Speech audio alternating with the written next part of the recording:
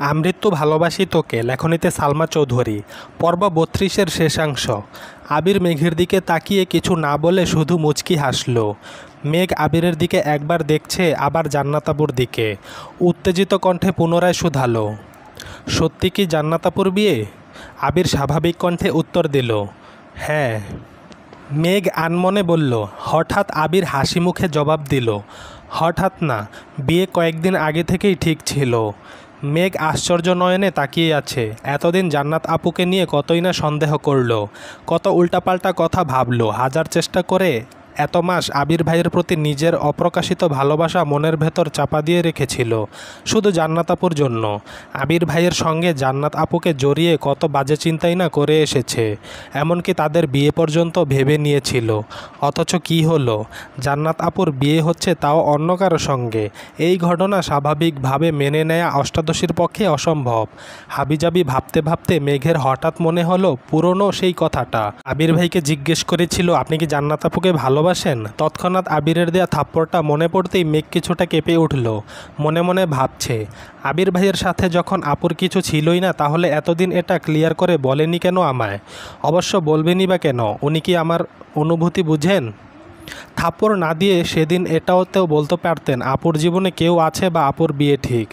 বড় আম্মু যখন আবির ভাইকে জান্নাত আপুর কথা বলেছিলেন, তখনও তো বলতে পারতেন, তাহলে তো আমি এত দুশ্চিন্তায় থাকতাম না। কিন্তু সেদিনও উনি টু শব্দ করলেন না। শুধু শুধু 4টা মাস বৃথা গেল আমার।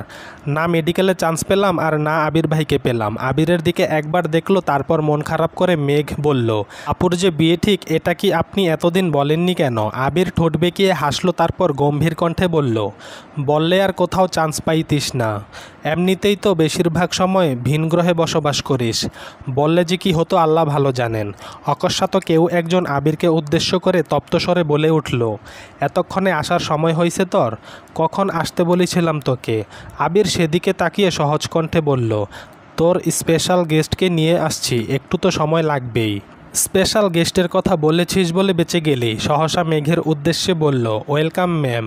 মেঘ ঘাড় ঘুরিয়ে তাকালো, ভূত দেখার মতো চমকে উঠে বলল, ভাইয়া আপনি?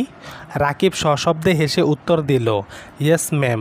আবির ভ্রু কুঁচকে প্রশ্ন করল, ওনারা কোথায়? রাকিব হাসি মুখে বলল, খেতে বসছেন। তোদের জন্য অপেক্ষা করতে চাইছিল, কিন্তু আমি জোর করে বসালাম। আমি ওখানেই ছিলাম, লিমন বলল তোরা আসছিস তাই আসলাম। চল স্টেজে যাই।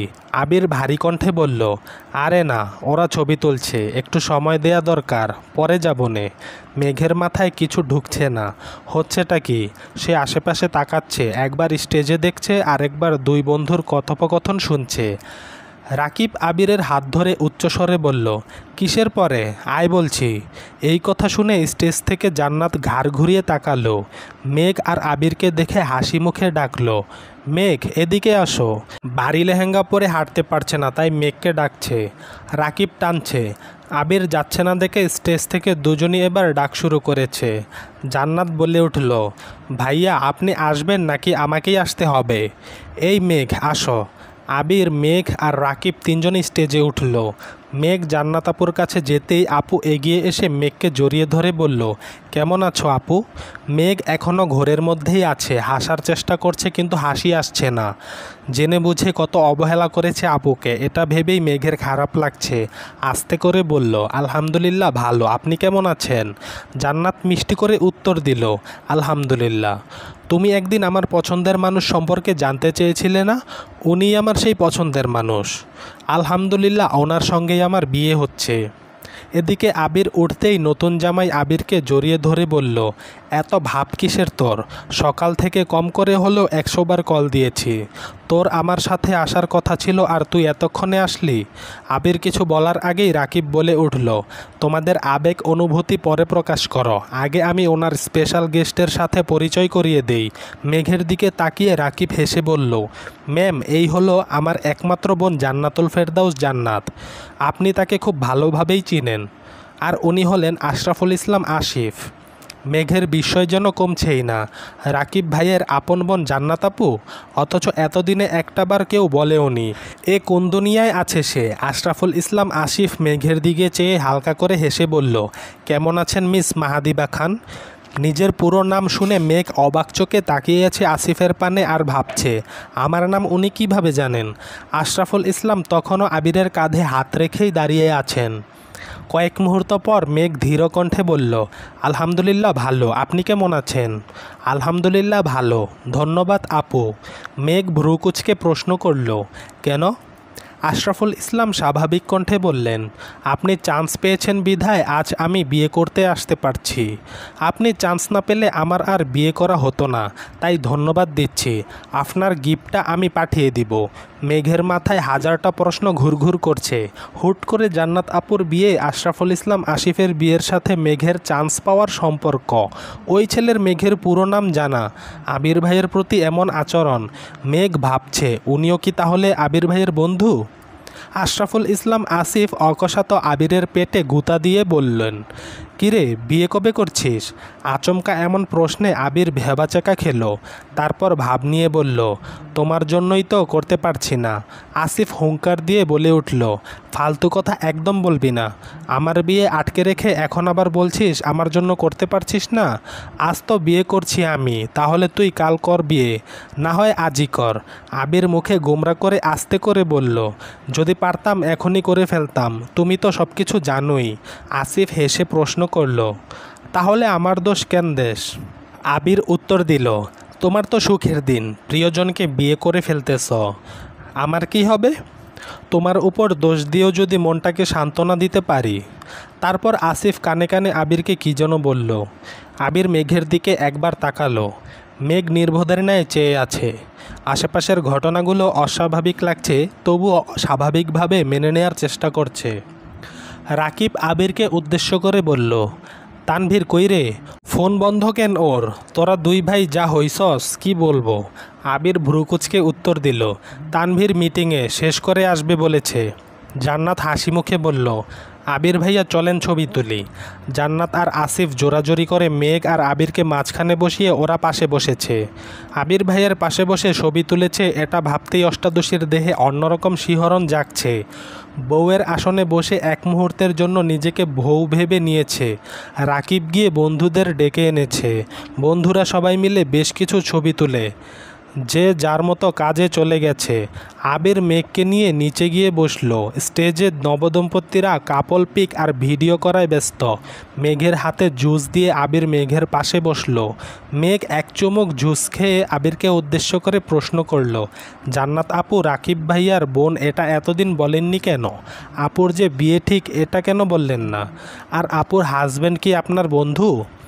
মেঘ একদমে প্রশ্নগুলো করল। আশেপাশে কেউ নেই। মেঘের মনে জমে থাকা প্রশ্নগুলো বাঁধ ভেঙে বেরিয়ে আসতে চাইছে। জান্নাত আপুর বিয়ে হয়ে যাচ্ছে, আবির ভাইকে নিজের করে পাবে। এই খুশির থেকেও মাথায় ঘোরা প্রশ্নগুলো তাকে বেশি অস্বস্তিতে রেখেছে। আবির শক্ত কণ্ঠে বলা শুরু করলো, রাকিবের বোন হলে জান্নাতকে বাসায় নিলে প্রতিটা মানুষ ধরে নিত তার সাথে আমার কোনো সম্পর্ক আছে। যদিও কারো কারো মনে এমনিতেও অনেক সন্দেহ, শেষ পর্যন্ত আম্মু বিয়ের কথা বলেই ফেললো। আর যদি আমি তোকে পড়ানোর মাঝখানে বলতাম যে জান্নাতের বিয়ে ঠিক, তাহলে তুই সেই কথা বাসার সবাইকে বলতে 2 মিনিট সময় নিতি না। আমি জান্নাতের ব্যাপারে কোনো কথাই বাসায় জানাতে চাচ্ছিলাম না। জান্নাতের হাজব্যান্ড আমার বন্ধু নয়, তবে কাছের কেউ। মেঘ পুনরায় প্রশ্ন করল, আমার চান্স পাওয়ার সাথে আপুর বিয়ের কী সম্পর্ক? আবির সহজ কণ্ঠে বলল, ঢাকা শহরে টিউটর পাওয়া কোনো সমস্যা নয়, তবে বেশিরভাগ টিউটরই শুধু টাকার জন্য পড়ায়। এই 3-4 মাস সময়টা প্রতিটা স্টুডেন্টের জীবনে একবারই আসে। আমার এমন একজনকে প্রয়োজন ছিল যে তোর পড়াশোনাটাকে গুরুত্ব দিবে, নিজের বোন ভেবে পড়াবে। জান্নাত রাকিবের বোন আর আমারও কাছের মানুষ। ও যতটুকু শ্রম তোর জন্য দিয়েছে ততটুকু বাইরের কোনো টিউটর কখনই দিত না। কিন্তু হঠাৎই ওর বিয়ের কথাবার্তা শুরু হয়ে গেছিল। বিয়ে হয়ে গেলে তোর প্রতি ওর গুরুত্ব কমে যেত, ওর পক্ষেও সব কিছু ম্যানেজ করা কষ্ট হয়ে যেত। নতুন টিউটর আনলে তোর মানাতে সময় লাগতো, তাই বাধ্য হয়ে জান্নাতের বিয়ে পিছিয়ে দিয়েছিলাম, এটাই বলছিল। বিস্ময়ে মেঘের ভ্রু জোড়া কপালে উঠে গেছে। বৃহৎ অক্ষিপট আবিরের চোখে মুখে নিবদ্ধ। তাকে চান্স পাওয়ানোর জন্য আবির ভাই জান্নাত আপুর বিয়ে আটকে রেখেছিল। এটা ভেবেই প্রজাপতির ন্যায় উড়তে ইচ্ছে হচ্ছে মেঘের, তবে মনে মনে নিজের উপর ক্ষুব্ধও হচ্ছে। এতগুলো দিন আজে বাজে কথা ভেবে নষ্ট করেছে। মেঘের বুকের ভেতর হৃৎপিণ্ডের তীব্র ধুকপুক শুরু হয়ে গেছে। প্রেম প্রেম অনুভূতিরা মস্তিষ্ক জুড়ে বিচরণ করছে। মেঘ বিড়বিড় করে বলল, যেই মানুষটার অপ্রকাশিত সতর্কতা এত তীব্র, সেই মানুষটার প্রকাশিত ভালোবাসা না জানি কত প্রখর। তখনই মেঘের চোখে পড়ল একটা খয়েরি রঙের শাড়ি পরা মেয়ে তাদের দিকেই এগিয়ে আসছে। শাড়িতে মেয়েটাকে অনেক সুন্দর লাগছিল। এই প্রথমবার কাউকে শাড়ি পরা দেখে মেঘেরও খুব ইচ্ছে করছে শাড়ি পরতে। মেয়েটা কাছাকাছি এসেই বলল, হাই কিউটি।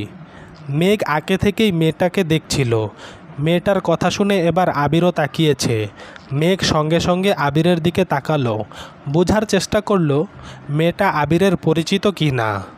মেয়েটা পুনরায় বলল, কেমন আছো কিউটি। বারবার কিউটি বলায় মেঘ কপাল কুঁচকালো। যদিও মেয়েটাকে সে চিনে না, যেহেতু নিজে থেকে কথা বলতে এসেছে তার মানে পরিচিতই হবে। তাই মেঘ উত্তর দিল, আলহামদুলিল্লাহ ভালো, আপনি কেমন আছেন।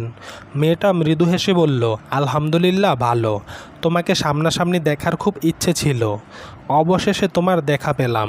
মেঘ কিছু বলছে না, চুপচাপ চেয়ে আছে। মেয়েটা পুনরায় বলল, জানো মাঝে মাঝে তোমার প্রতি খুব হিংসে হয়। মেঘ বিস্ময় সমেত তাকিয়ে প্রশ্ন করল, কেন।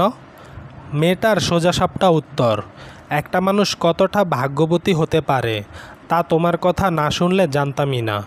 দোয়া করি সারা জীবন সুখে থাকো। মেঘ জিজ্ঞাসু চোখে চেয়ে বলল, মানে। আবির মেঘের দিকে চেয়ে গলা খাকারি দিয়ে বলে উঠল, থাক আর মানে বুঝতে হবে না। মেয়েটার দিকে না তাকিয়েই বলল, আপনাকে খুঁজে না পেয়ে হয়তোবা কেউ হয়রানি হয়ে যাচ্ছে, আপনি বরং ওনার কাছে যান। মেয়েটা আস্তে করে বলল, আর কতদিন ভাইয়া। আবির গম্ভীর কণ্ঠে উত্তর দিল, বহুদিন। মেঘ নির্বাক চোখে তাকিয়ে আছে। এই বিয়ের অনুষ্ঠানে কি ঘটছে তার অর্ধেকের বেশিই মেঘের মাথার উপর দিয়ে যাচ্ছে।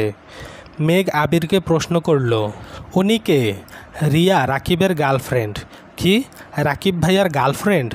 এত অবাক হওয়ার কি আছে, গার্লফ্রেন্ড থাকতে পারে না। পারে, কিন্তু উনি আমায় কিভাবে চিনে। মেঘ প্রশ্ন করল, রাকিব যেহেতু আমার বেস্ট ফ্রেন্ড, রাকিব যদি চিনে বা জানে তাহলে রিয়ার জানতে কতক্ষণ। গম্ভীর কণ্ঠে আবির বলল। মেঘ আর কথা বাড়ালো না। আজকে তার শখ খাওয়ারই দিন। একটু পরপর একটার পর একটা শখ খাচ্ছে। হুটহাট এক একজন এক এক কথা বলছে যাদের কাউকেই মেঘ চিনে না। আচমকা আবির উঠে গিয়ে এক একজনেরকে সালাম দিল। মহিলা সালামের উত্তর দিয়ে আবিরের বাহুতে হাত বুলাতে বুলাতে বললেন, কখন আসছিস। তোদের জন্য অপেক্ষা করছিলাম, তারপর তোর বন্ধু জোর করে খেতে বসালো নিয়ে। আবির মৃদু হেসে উত্তর দিল, কিছুক্ষণ আগেই আসছি। একটা 15 বছরের মেয়ে আর একটা 19 বছরের ছেলেও ছিল ওনার পেছনে। মেয়েটা আচমকা বলে উঠল, ভাইয়া ভাবি কোথায়। মেয়েটার দেখা দেখি ছেলেটাও বলল, তুমি না বলছিলা ভাবিকে নিয়ে আসবা, ভাবি কোথায়। আবির চোখ রাঙিয়ে ভারী কণ্ঠে বলল, আরেকবার যদি ভাবি বলে সম্বোধন করিস তাহলে তোদের খবর আছে। আপু বলবি, মনে থাকবে। দুজনেই মাথা নেড়ে সম্মতি জানালো। মহিলা আবিরকে উদ্দেশ্য করে বলল, দিবা আসেনি।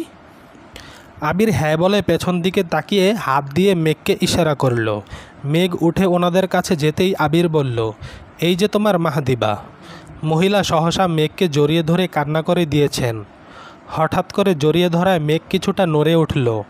মেঘ পাথরের ন্যায় দাঁড়িয়ে আছে আর মনে মনে ভাবছে, এই মহিলাকে এই জীবনে ওনাকে দেখেছে বলে মনে পড়ছে না।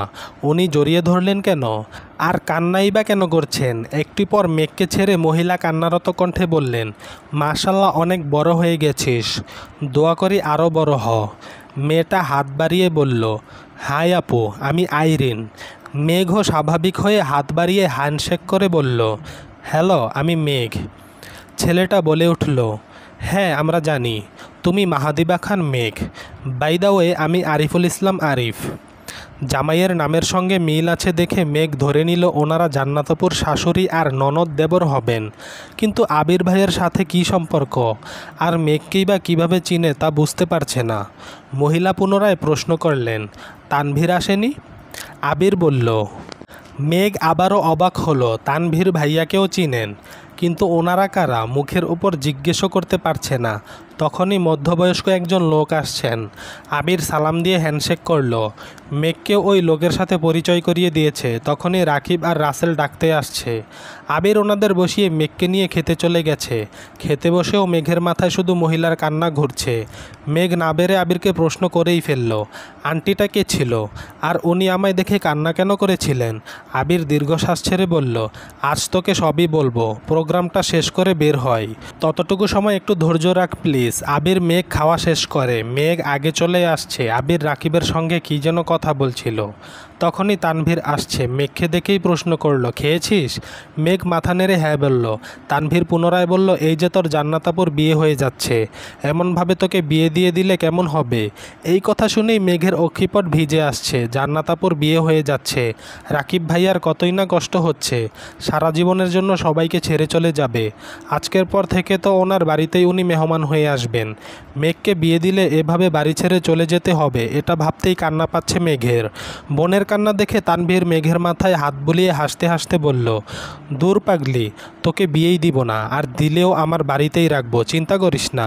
তখনই আবির আসছে। তানভীরের দিকে তাকিয়ে রাগী স্বরে প্রশ্ন করল, কি বলছিস ওরে, কাঁদছে কেন? তানভীর আস্তে করে বলল, এমনিই দুষ্টামি করছি।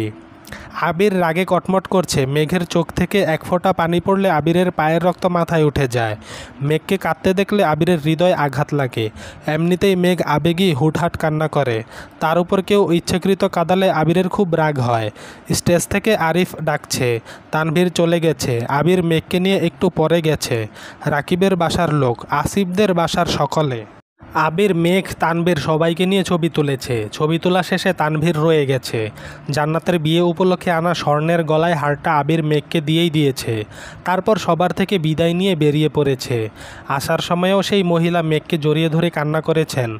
জোর করে 2000 টাকা দিয়ে মেঘের মাথায় হাত বুলিয়ে দিয়েছেন। প্রতি সপ্তাহে বন্ধুরা মিলে যেখানে আড্ডা দেয়, আজ মেঘকে নিয়ে আবির সেই জায়গাতেই এসেছে।